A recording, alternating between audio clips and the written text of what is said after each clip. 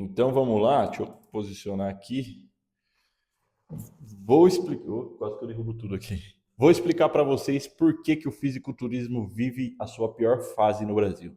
Meu nome é Gabriel Rodrigues e hoje eu estou aqui para argumentar com você. Vai ser mais uma troca de ideia do porquê eu acho que o fisiculturismo vive a sua pior fase no Brasil desde que surgiu essa onda de fisiculturismo lá em 2010, 2008, veio crescendo, 2014 estourou e agora chegamos na fase da sua maior baixa dentro do Brasil. Fica com esse corte aqui do Júlio Balestrin, eu já volto para dar alguns argumentos para você. O Renato me convenceu a não ser mais treinador de atletas de fisiculturismo. Ele falou, não, você é muito maior do que isso. Você tem talento para ser melhor. Eu quero que você seja o treinador de todas as pessoas, não só dos atletas. Então você vai deixar de trabalhar com aquele menos de 1% para trabalhar. Hoje nós temos aí uma média de 3% da população nacional que treina. O argumento que eu tenho para te dizer do porquê o fisiculturismo vive a sua pior fase, os atletas não querem mais competir. Falta de recurso, galera. Falta de recurso que esse esporte promove.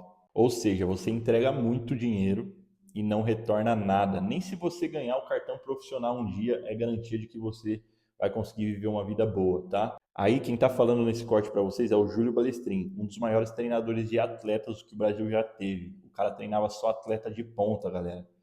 E mesmo treinando só atleta de ponta, nesse auge do fisiculturismo, ele não conseguiu comprar nem sua casa própria e nem ter um carro importado.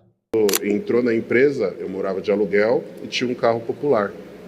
Depois de um ano trabalhando com o Renato, eu comprei meu primeiro apartamento à vista, comprei meu carro importado, que eu sempre quis, e comecei a colocar dinheiro num novo negócio.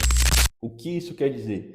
Quer dizer que o cara que era o maior treinador do Brasil assessorava os maiores atletas do Brasil, não conseguia cobrar por esse trabalho, ou talvez não conseguia cobrar o tanto que o trabalho merecia ser cobrado, porque os atletas não tinham o recurso para pagá-lo.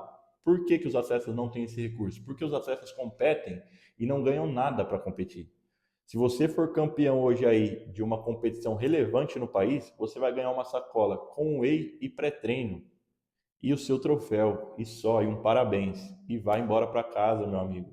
Então você imagina, o cara às vezes fica mais de anos se preparando para aquela competição, usando bomba, fazendo dieta, sendo egoísta com a família, porque às vezes tem uma festa de família, você não pode nem estar lá, enfim. E o cara chega para competir e não ganha nada. E aí como é que o cara vai pagar o treinador dele, o maior do Brasil que seja? Não tem como pagar. Então muitas vezes o Júlio Balestrin treinava essa galera e treinava por troca de mídia, sei lá o que ele fazia na época, entendeu? E aí o Júlio faz uma coisa que eu acho que ele deveria ter feito há muito tempo já, deixa de trabalhar com os atletas e começa a trabalhar com o público comum. E aí nessa virada de chave, ele começa a ganhar muita grana, porque ele passa de atender 0,5% da população brasileira para atender 4 a 5% da população brasileira. E ele já tinha criado muita relevância em cima do seu próprio nome, porque o cara era um dos maiores treinadores de atletas do Brasil, já tinha criado muita autoridade, então ele acaba que vende muito fácil os treinos dele. E numa dessa ele conseguiu virar a chave e creio eu hoje que ele é milionário, tá bom? Então tá aí, o primeiro problema do fisiculturismo no Brasil, falta de recursos, falta de grana mesmo, tá? Segundo problema, fica com esse corte do Rei Physique que eu já volto para te explicar. Desmineralizei, tá ligado? Aí eu tive essa fita, eu engoli a saliva e meu gogó dava cãibra, mano. Caralho. Aí ele falou, cara, teu coração é um músculo. Se tu tiver uma Isso cãibra no coração... Estado de desidratação severa, né? Quando eu tive essa fita, tava eu, o Jason e o Toguro. Tava nós três. Eles me levaram pro... Eu não tinha grana nem pra plano de saúde, mano. Caralho. Eles me levaram lá na UPA de sei lá onde, tá ligado? Aí o médico olhou pra mim e falou, cara... Você prefere viver... Era um dia antes de ir para os Estados Unidos, no avião. Aí ele falou, filho, você prefere competir ou você prefere viver? Eu falei, cara, eu prefiro competir. Peguei, meti o louco, fui para lá e virei profissional. Mas hoje, repensando toda a minha vida, tudo que eu conquistei, as pessoas que eu amo, repensando os valores do que realmente é importante pra mim, quando eu vejo que um fisiculturista próximo a mim, assim, morreu por causa dessas paradas, eu já fico com o cu na mão, mano. Então tá aí, segundo problema é a saúde dos atletas que vai pro lixo, tá bom? Pensa você, um atleta de fisiculturismo, ele tem que usar recurso ergogênico, usar bomba por um período indeterminado, ele tem que fazer dieta ou hipercalórica, ou ele tem uma restrição de calorias muito drástica, e ele tem que passar por diversas desidratações ao longo da sua vida para que ele chegue bem condicionado nas competições. E a depender quantas competições esse cara vai ter no currículo, ele teve que fazer diversas desidratações. Se você acha mesmo que a desidratação não acaba com o seu corpo, cara, o corpo é 70% água, meu irmão. Vai destruir o seu físico, vai destruir o seu estado mental, fazer desidratação, dieta e usar bomba. E o cara fica nesses 3 problemas aí por longos períodos de tempo.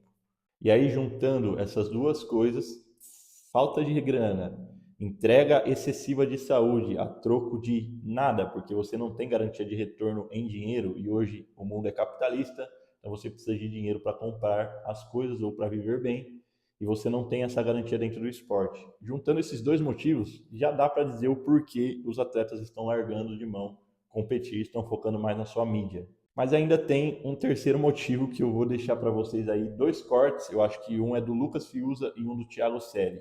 Estilo de vida, mano, 15 anos que me impediu de viver. Porque, cara, eu me afastei de tudo, cara. Eu gostava de andar de moto, eu gostava de tantas outras coisas, cara, e quando eu vi eu não fazia mais nada. Cara, eu tenho 25 anos de relacionamento. Eu cheguei na minha esposa e falei, cara, 25 anos, cara, eu vivi só o que eu quis. É muito egoísmo da minha parte, cara. É o meu campeonato, a minha dieta, todas as coisas que envolvia a família, eu adiava. Chegou um tempo que eu comecei a entrar em conflito. Corpo é um templo sagrado pra Deus. Antigamente eu não tinha religião.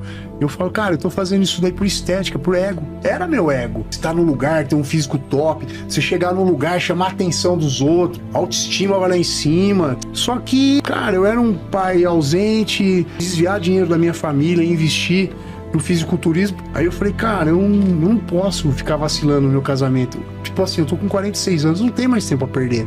Eu não posso me dar o luxo de fracassar. 25 anos que eu tô junto com uma pessoa, só tô vivendo tudo o que eu quero. Mano, e o que ela quer? Eu não me permitia curtir o momento. A minha cabeça ficava, puta, eu devia estar treinando. Hoje, cara, quando eu me desprendi dessas paradas, cara, eu vou num lugar e eu me permito viver o momento. Bebo umas pininhas vez ou outra. Tipo assim, eu levo uma vida equilibrada. Sim. Isso é bom pra mim. Eu nunca que aceitava que era, tipo, um bagulho psicológico. E tudo era desencadeado pela essa somatória de coisas que eu tava fazendo pra poder competir, pra agradar aquelas pessoas que não estão nem aí pra mim. E aí, eu comecei a identificar isso, até o momento que eu cheguei no bodybuilding gay ali, foi o momento que eu falei, mano, vamos voltar a entender o que é que essa parada é, e agora que eu tô nesse momento de tipo assim, tá, agora eu quero criar alternativa, agora eu quero mostrar por onde a gente pode ir, então eu tô ensinando as pessoas a empreender, a criar sua marca pessoal, a entender onde elas estão, pra onde elas estão indo, o que é possível, o que não é possível, a se vestir melhor, a se entregar melhor, a se portar melhor, a entender que o fisiculturismo não precisa ser a definição da sua vida, mas só parte de como você a vive.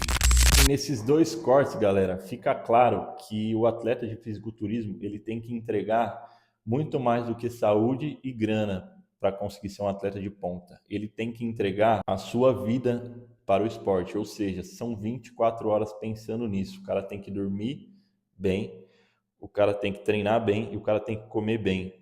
E são só essas 3 coisas que um atleta faz. É lógico, o atleta hoje, né, de fisiculturismo tem que trabalhar, porque senão não consegue se manter. E aí, juntando tudo isso, o cara tem princípios e valores, nos quais muitos desses atletas têm como princípio família. E aí o cara deixa a família dele de lado para poder se entregar para o fisiculturismo, onde não vai ter retorno nenhum para a família dele. Ou seja, a família dele ajuda ele, vai lá, a mulher dele vai lá, aplica nele, faz a dieta dele, a mulher dele deixa de ir em festa, deixa de fazer festa para o filho de aniversário porque ele está em dieta. A mulher deixa de, sei lá, ir na casa da mãe almoçar uma feijoada porque ele está de dieta. A mulher vai nas competições que ele precisa ir. A mulher viaja para cidades que ele precisa ir competir. A mulher trabalha e às vezes coloca a grana no físico dele. Então você imagina, é uma vida egocêntrica demais. E o cara, ele começa a entrar em transe e ele não sabe, e chega um momento da vida que ele não sabe se ele está fazendo certo ou se ele está fazendo errado. Ele pensa, pô, tô entregando minha vida toda para essa parada, tô entregando minha saúde, tô entregando meu dinheiro, tô entregando muitas vezes as vontades da minha família, tô deixando de fazer as vontades deles para fazer a minha vontade e o esporte não me retorna nada. Vou parar. E muitos desses atletas param. Cara, a gente tem o Felipe Franco, que é um exemplo clássico. O cara é um dos maiores men's physiques do Brasil. O cara parou, meu irmão. O cara parou. Por quê? Porque ele viu, hoje ele tem filho, tem família e tal. Ele viu que vivendo nessa vida doida não ia dar. Não dá, cara. Não dá. O cara não sustenta muito tempo. Me admira o Rafael Brandão ainda tá nessa pegada. O cara tá firme, ele quer um Mister Olímpia. Eu fico admirado realmente, porque, galera, sendo sincero pra vocês, se fosse por grana, esse cara, ele faz por amor, tenho certeza. O Rafael Brandão faz por amor, porque se fosse por grana, o cara já tinha parado, mano. O cara já tinha parado. Me admira muitos atletas. Rafael Brandão, Gnomo, Montenegro. Pô, os caras têm que ser por amor. Porque assim, eu tenho certeza que a grana, a maior fonte de renda deles, não é o fisiculturismo. Pode ter certeza disso. Às vezes é alguma marca que patrocina eles, que viram eles através de um palco. Ele estava no palco, a marca viu, falou, cara, esse cara tem potencial e patrocinou. Mas hoje, os atletas não estão sendo mais patrocinados desse jeito. Por quê? Porque o TikTok está muito forte, galera. O Reels do Instagram está muito mais forte que uma competição de fisiculturismo. Ou seja, o que dá mais visibilidade? O cara que faz um vídeo ali no TikTok de 1 milhão de visualizações ou uma competição de fisiculturismo? O fisiculturismo não está mais em alta, ou seja, as competições não estão dando tanta visualização igual dava nos anos de 2014, 2015, 2016. Acabou, essa era já foi. Então, o que as marcas estão fazendo? As marcas estão pegando a molecadinha do TikTok e as meninas do TikTok, as meninas que sabem criar conteúdo, a molecadinha que sabe criar um bom conteúdo. Por isso que está essa onda dos naturais aí, que a molecadinha é atleta de Instagram. E eu não estou falando que eles estão errados, que eles estão errados, muito pelo contrário. Eles estão super certos. Agora, o que eu estou dizendo aqui é que a era do fisiculturismo está acabando e a gente não está percebendo. Os atletas estão todos indo embora e parando de competir. Eu vou deixar até um corte aí do Toguro. Eu sei que o Toguro não é um atleta, mas ele é um exemplo nesse caso. Ele fala que, cara, fazer dieta para ele é horrível. Por que que acontece? O cara trabalha com criação de conteúdo, ou seja, ele precisa criar muito conteúdo. O Toguro deve ser uma máquina de criar conteúdo. E aí o cara precisa parar para comer, o cara precisa parar para aplicar bomba, o cara precisa parar para fazer um cardio, o cara precisa parar para treinar pesado, porque atleta de fisiculturismo não dá para treinar leve. O cara vai para marretar. Então você imagina, o Toguro tá ali na correria dele, aí, pô, nossa, tem que fazer dieta. Não dá, cara, não dá. Tanto que o Toguro meteu o shape em 2015 ou 2016, eu acho, com o Renato Cariani. E foi só, velho. E foi só porque ele enxergou que aquilo ali não ia valer a pena a longo prazo, entendeu?